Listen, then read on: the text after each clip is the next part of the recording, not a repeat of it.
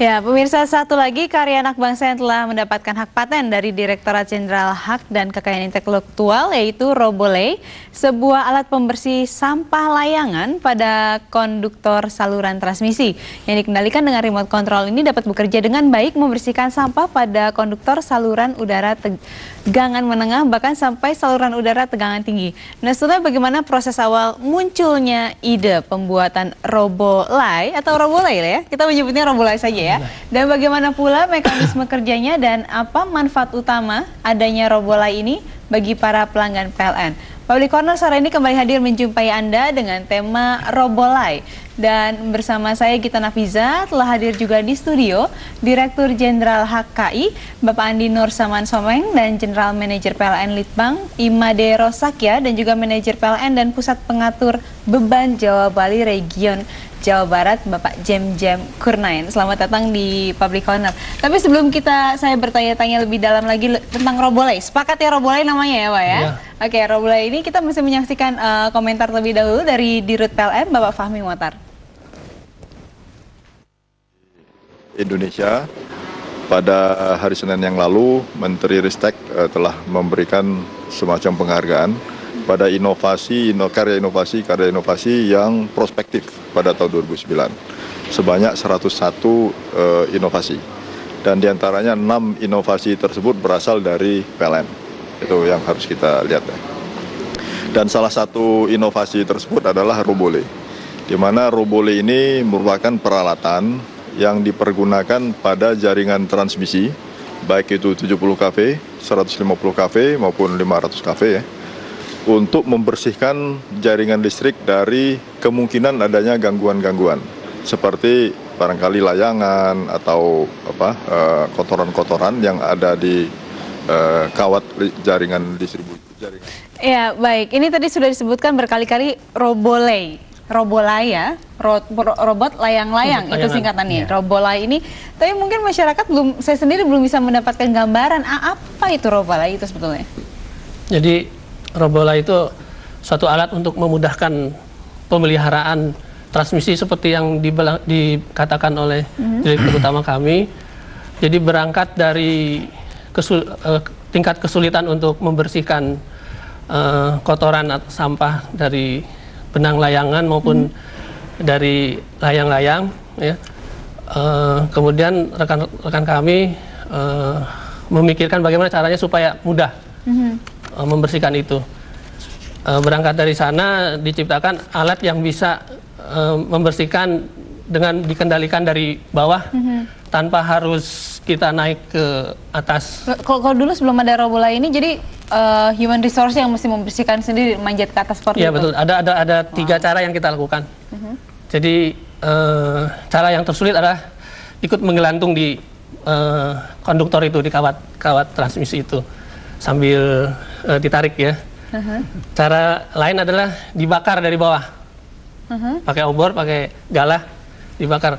Tentu saja itu ada resiko ke masyarakat, ada resiko kebakaran, juga ada risiko kecelakaan kerja. Yeah. Jadi dengan alat pembersih yang dikendalikan dari bawah ini Robolei ini pekerjaan jadi lebih mudah dan lebih aman. Ini berarti baru sesuatu yang baru muncul dan kemudian langsung dipraktekkan dan diimplementasikan di PLN seperti itu. Nah, pas saat pertama kali nih sudah terciptanya Robolei ini, apa sih reaksi yang paling pertama sehingga memang mau diterapkan seperti itu? Oke, jadi sebetulnya Robolei ini adalah salah satu dari inovasi-inovasi yang dihasilkan oleh kawan-kawan di PLN. Yeah. Ya. Jadi kita ada semacam lomba inovasi setiap tahun, rata-rata sekitar 150 inovasi masuk. Robolei ini pada tahun 2007 sebetulnya sudah merupakan juara dari inovasi itu. Kemudian kita lihat memang cukup prospektif. Jadi kita punya transmisi, kita punya hampir 32.000 km sirkuit seluruh Indonesia. Jadi dengan menggunakan Robolei ini akan meningkatkan kecepatan, kemudian keselamatan juga bagi para pemelihara di transmisi. Tapi ini benar-benar menunjang pekerjaan pemeliharaan jaringan PLN ya? Sangat signifikan gitu ya?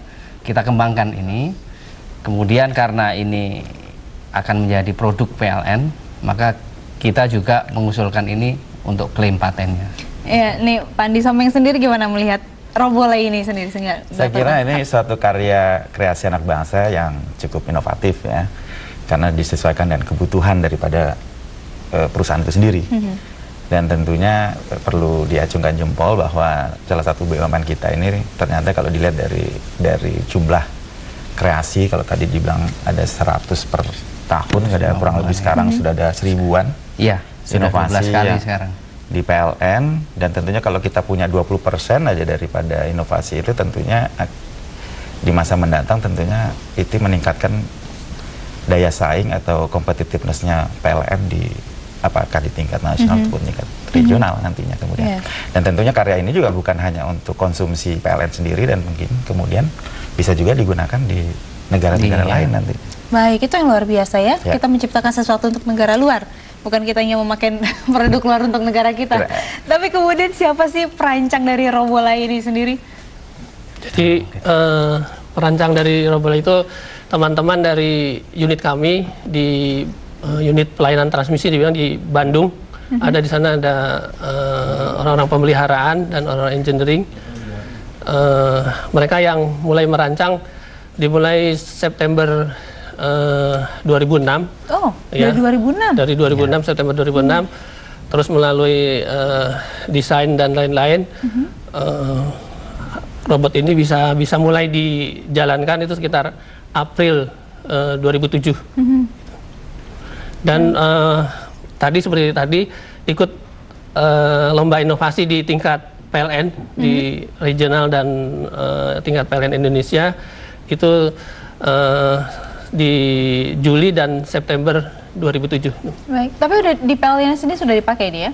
Sudah dipakai, dan sekarang Robolei ini sudah kita produksi juga. Produksinya oleh PLN sendiri? Oleh PLN sendiri, karena memang masih internal PLN ya, dari kawan-kawan. Dan rencana itu kita akan pakai di Sumatera, Kalimantan, Sulawesi juga akan menggunakan. Baik, kita lanjutkan, kita harus break dulu, nanti segmen 2 kita ngobrol-ngobrol lagi. Ada pemirsa, kami juga menantikan komentar, saran ataupun kritik Anda kepada kami melalui SMS. Silakan Anda ketik PC, spasi, dan kirimkan ke nomor 6876, atau Anda juga dapat berinteraksi bersama kami di sini. Silakan hubungi 021583022 di segmen kedua nanti. Public Corner akan kembali untuk Anda saat lagi.